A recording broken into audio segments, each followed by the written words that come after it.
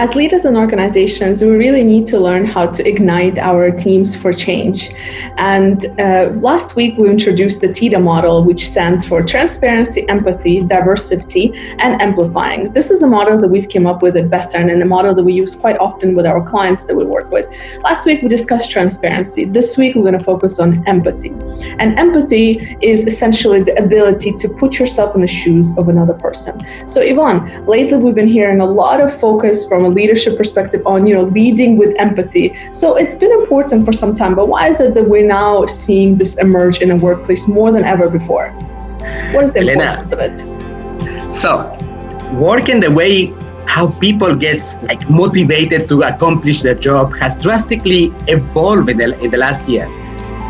If you think about it, we started to do work to survive. So meaning that we get a salary and food in the table, and that's the reward. And this is quite simple. And employees needed to accomplish routine tasks in exchange of money.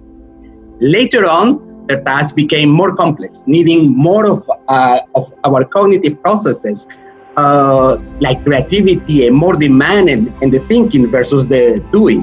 The rise of professions that require more creativity, cognitive process, more reflection, made that our brain requires to use an expanded area, and that is not easy to access when you just have a standard type of motivation like just a salary. Like if I do this, I will get that, the famous carrot and the stick. Today, to reach goals, employees are craving for more empathic approaches that drives them towards deciding more by themselves what they to do, that drives them to say, how can I have something that is challenging enough, but I can realistically succeed? And the last point that is super important is the sense of understanding the reason why we're doing something and we know that is very related to us. The needs are different, but now, what should we do in order to develop this empathy with our teams, Elena? Yes, and to put it into practice, if you want to further sort of enhance empathy and essentially vulnerability in your leadership style, you can start with a few following tips. Number one, self-awareness. It's really important how your actions will affect the people around you and what can be the consequences of it. So self-awareness is a great way to find out about who you are, how you relate to others, and become aware of your own sort of limitations and strengths as well. Number two, of course, listen, taking time to get to know your team members individually. Everyone has a story, and that story determines their drivers, their motivations, their values, and much more, which will help you understand that individual better and create an environment where they can thrive.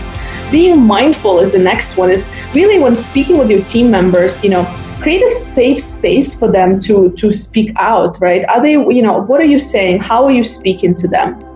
Right? So what impacts will your words say? Will your words have on your team members, right? So just keep in mind and be conscious of how you respond with your team members, either face-to-face or via virtual interactions.